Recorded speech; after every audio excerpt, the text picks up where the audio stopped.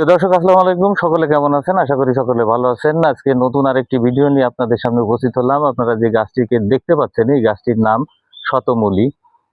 বিভিন্ন অঞ্চলে শতমূল নামেও পরিচিত। ইংরেজি নাম অ্যাসপারাগাস এবং বহির্বিশ্বে এই গাছটি সবজি হিসেবে ব্যবহার করা হয়ে থাকে। অসংখ্য কন্দমূল থাকার কারণে এটিকে শতমূলী বলা হয়। বর্তমানে ক্যালোরি সচেতন মানুষের একান্ত প্রয়োজনীয় গাছটিতে ক্যালোরি কম এবং নিউট্রিয়েন্টে ভরপুর।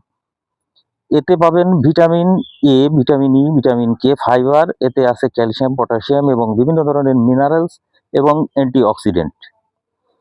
শতমূল ক্যান্সার কোষ ধ্বংসে কার্যকারী, কিডনি রোগীদের জন্য উপকারী, বয়সের চাপ দূর করতে, তরুণ রাখতে সহায়তা করে, দৃষ্টিশক্তি বৃদ্ধি হয়, হজম শক্তি বৃদ্ধি হয়, শারীরিক শক্তি বৃদ্ধি করে, শরীরের রোগ প্রতিরোধ ক্ষমতা বাড়ায়, হৃদরোগের ঝুঁকি কমায়, হরমোনের ভারসাম্য রক্ষা করে, মহিলাদের স্বাস্থ্যগত সমস্যা দূর করে এবং পুরুষের শুক্রাণু বৃদ্ধি করে, নারী পুরুষের উভয়ের যৌন ক্ষমতা বৃদ্ধি করে, আমাশয়, শ্বাসকষ্ট, বাত ব্যথা রোগের উপশম করে, অন্ত্রের কৃমিনাশক হিসেবেও ব্যবহৃত হয়। বীজ এবং কন্দ মূলের মাধ্যমে এই গাছের বংশবিস্তার হয়।